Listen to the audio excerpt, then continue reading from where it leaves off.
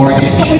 Ayon sa mandalo ng Republic Act 11953, ang Certificate of Combination Privilege of Mortgage ay magbibigay otoridad para sa combination o paglupa sa mga utang na layalin sa lupa ng mga magsasakang agrarian reform beneficiaries bilang tulong sa ating mga magsasaka.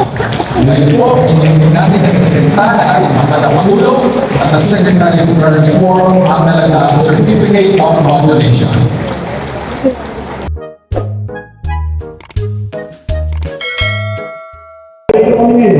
Upang bigyan ng bagong pag-asa at bagong simula ang mga bayani ng bayan sa sektor ng agrikultura.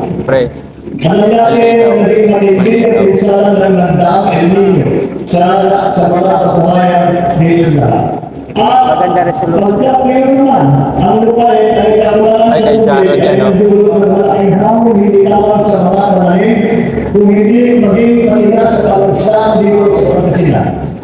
Ayon sa aming datos, umabot sa mahigit 559 na milyong piso ang naging pinsala sa buong Region 1, kasama ng Pangasinan, kung saan halos sa 20,000 magsasaka at mangingisda ang naapektuhan. Ngunit sa kabila ng mga pagsubok nito, patuloy kayong nagsusubika at nag-aaral ng inyong sarili upang masiguro kung may pagkain. Bili ka na nga dyan. Bilang pasasalamat at ginawin sa ipinamalas ninyong delegasyon na katagal at pagmamahal para sa bayan. Tumarito po kami upang magandong ng konting tulong na magpapagal at sa hinaharap ng inyong mga hamon. Una sa lahat, mula po sa Office of the President ay mamamahagi ng tig-10,000 piso sa ating mga magsasaka, mangingisda at kanilang pamilya. Lulog na ito probinsya ng Region 1. Sa kabuhan, mahigit 120 milyong piso ang ating ipapamahagi sa tulong ng ating mga lugar na pamahalaan sa mga nasabing lugar upang maihatid ito sa ating mga beneficiary. Dagdag po dito, ang DSWD naman ay magbibigay din ng 10,000 piso na cash assistance sa bawat isa sa higit na 4,000 beneficiaryo mula sa Pangasinan sa ilalim ng programa Ayuda sa Kapos ng Kita-Punan o yung tinatawag na APA. Kasama dito ang ating congressman dito sa ating ginagawa at para naman sa lahat ng dumalo sa okasyon ito ay lahat po ng bumisita ngayong araw ay makakatanggap ng 5 kilong bigas mula sa tanggapan ni House Speaker Martin Romualdez.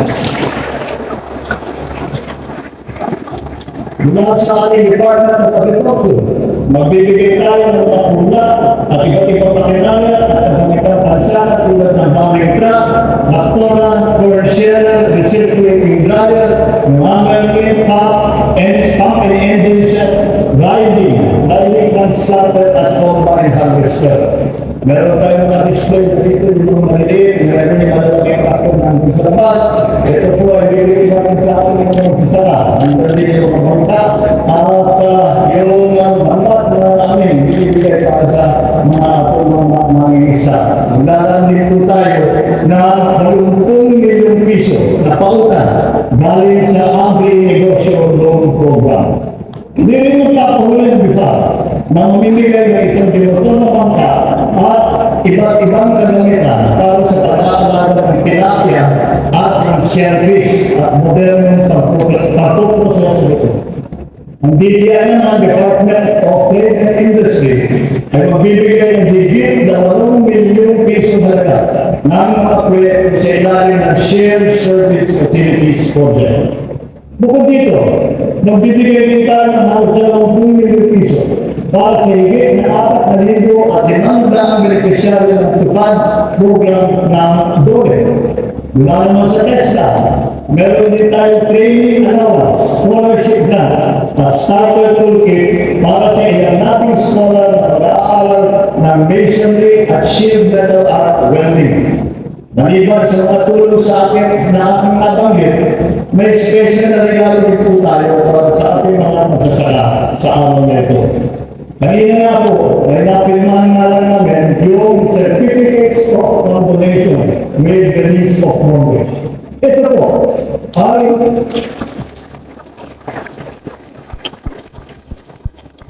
ito po ay ipapamahagi ng dahil sa ating mga Agrarian Reform Beneficiaries o ARBs dito sa Region 1. Ang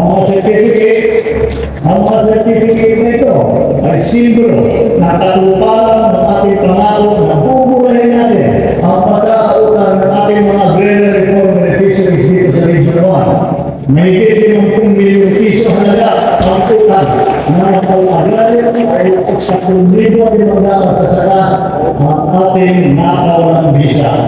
Paano naman, sa katabi na iyong nata, Region 2 at Region 3, ipapahagay din natin ang mahigit 70,000 na condonation din na magpapalaya sa ating mga agrarian reform beneficiary mula sa mahigit 3 bilyong piso na utang. Bilang naman natin. Paano naman?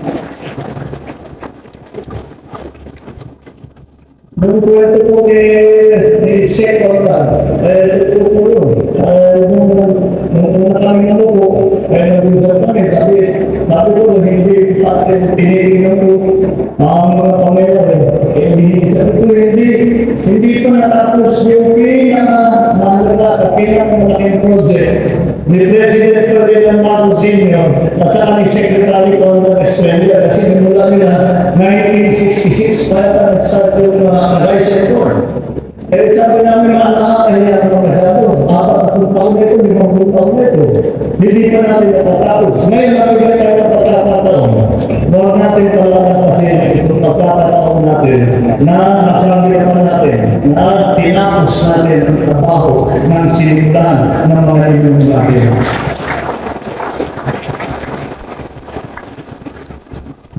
Natutuwa sa akin rin kung ang pamamahagi ngayong araw na mga condonation ito isang mahalagang hakbang kasulong sa ating paglalambay tungo sa justisya at pag-aaral. Kaya sa inyo kami, sa inyong mga hanay, at kami ay tapat sa pangakong susuportahan at pagkasin kayo sa bawat hakbang ng inyong paglalambay. Magtulungan tayo upang bumuo ng matatag na kinabukasan kung saan ang bawat magsasaka, mangingisda, at pamilya Pilipino ay may kakayahang bumangon mula sa kahirapan at mapaunlad ang kanilang buhay. Kayo po ang mga bayarin ng ating mga bagong taon. Kayo ang mukha ng bagong Pilipino. Mabuhay ang ating mga magsasaka. Mabuhay ang ating mga mangingisda. Mabuhay ang Region 1. Mabuhay ang bagong Pilipino. Pagpilitin ang kakayanan ko na ang bagong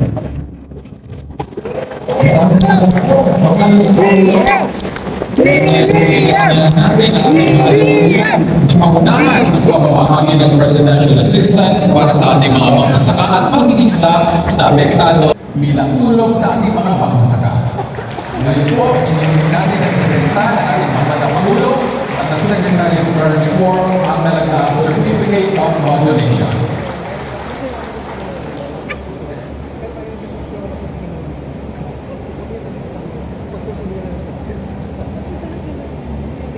Maraming salamat po, mahal na Pangulo, at congratulations sa ating Department of Agrarian Reform.